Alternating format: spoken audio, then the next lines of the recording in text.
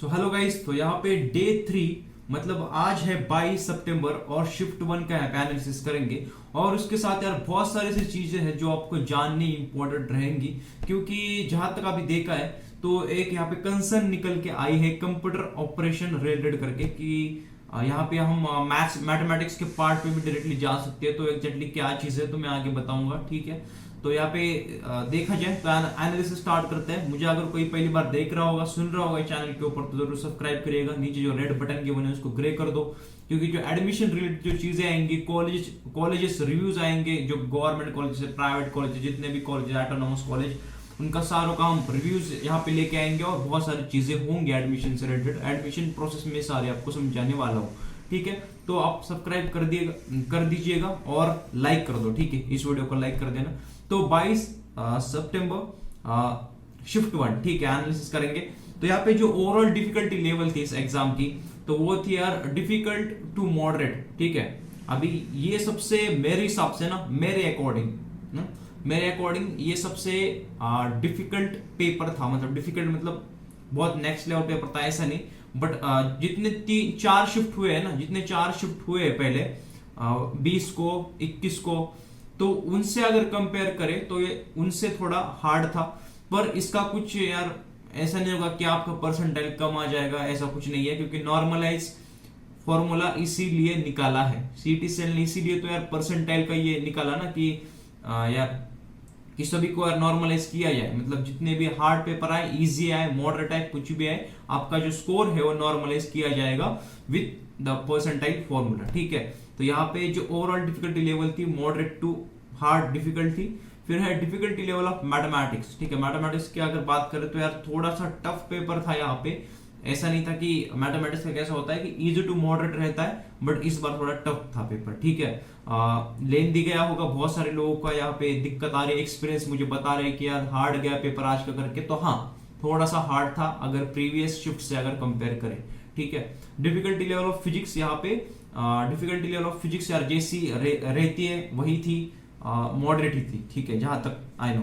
सो यहाँ पे अगर केमिस्ट्री की बात करें तो केमिस्ट्री यार थोड़ा हार्ड आया था। मतलब केमिस्ट्री का ऐसा होता है ना कि हर शिफ्ट में इजी आता है, बट इसमें यार मॉडरेट आया था, ठीक है। तो ओवरऑल डिफिकल्टी अगर देखें तो हार्ड ही थी, ठीक है, पेपर की।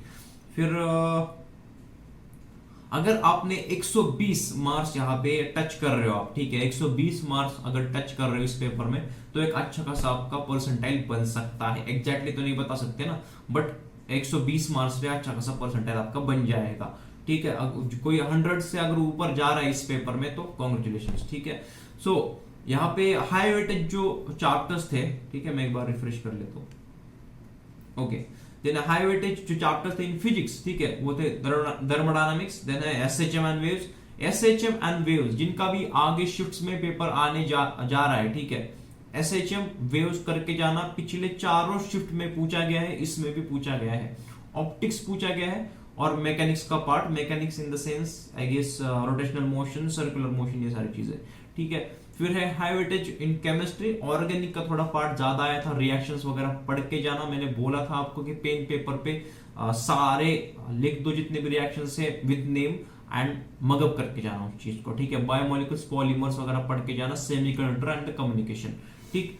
फिर है high weightage mathematics, calculus, integration, vector 3D, मतलब इनका तो होना ही है ना यार, vector and 3D, line, plane, integration, इनका होना ही है वेटेज। तो ये आया था इस बार भी, ठीक है। अगर कंपेयर करें डे 1 डे 2 से, तो ये पेपर थोड़ा सा हार्ड यहाँ पे हो सकता है, ठीक है। मेरे तरफ से इतना एनालिसिस था।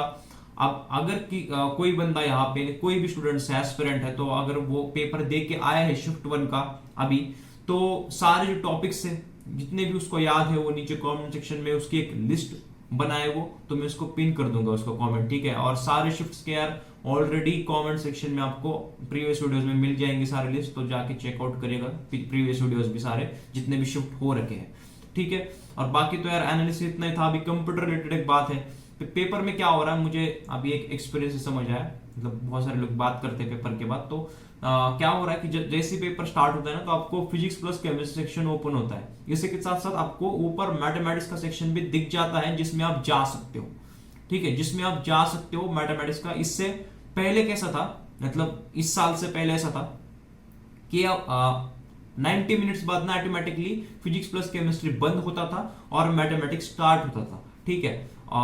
मतलब फिर आपको अटेम्प्ट नहीं कर पाते थे आप फिजिक्स प्लस केमिस्ट्री। तो इस बार कैसा रहा, आपको मैथमेटिक्स पे आप जा सकते हो डायरेक्टली, बट अगर एक बार आप मैथमेटिक्स पे गए, मैथमेटिक्स के सेक्शन में आप गए, तो फिर फिजिक्स प्लस केमिस्ट्री आप भूल जाओ, ठीक है, फिर आप वापस नहीं जा सकते, ठीक है। तो बहुत सारे लोग क्या किए हैं कि जैसे मैथमेटिक्स सेक्शन देख लिया, पेपर ओपन होती है तो तुरंत वहां पहुंच गए, फिर फिजिक्स प्लस केमिस्ट्री ओपन ही नहीं हो रहा।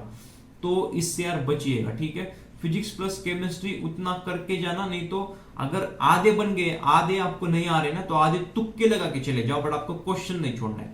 तुक्के में भी बहुत सारे आप करेक्ट कर सकते हो। जो तुक्के की मैंने ट्रिक बताई है, गेसिंग टेक्निक बताई है, वो अप्लाई करके जाते हो तो यार आराम से बढ़िया स्कोर बन सकता है। प्लस मैथमेटिक्स सेक्शन में अगर चले गए तो फिर वापस नहीं आ सकते, ठीक है। तो इससे थोड़ा बचिएगा। कुछ नया ये फंडा लेके आए, मुझे तो बिल्कुल पसंद नहीं आया है, क्योंकि बहुत सारे लोगों को पता ही नहीं है ना ये चीज के, डायरेक्टली मैथमेटिक्स में पहुंच जाएंगे वो लोग, उनको पता ही नहीं है, मैनुअल इंस्ट्रक्शन दिया होगा शायद, तो बहुत सारे लोगों ने पढ़ा ही नहीं होगा, खाली एडमिट कार्ड लेके पहुंच गए। तो इससे थोड़ा बचिएगा, ठीक है।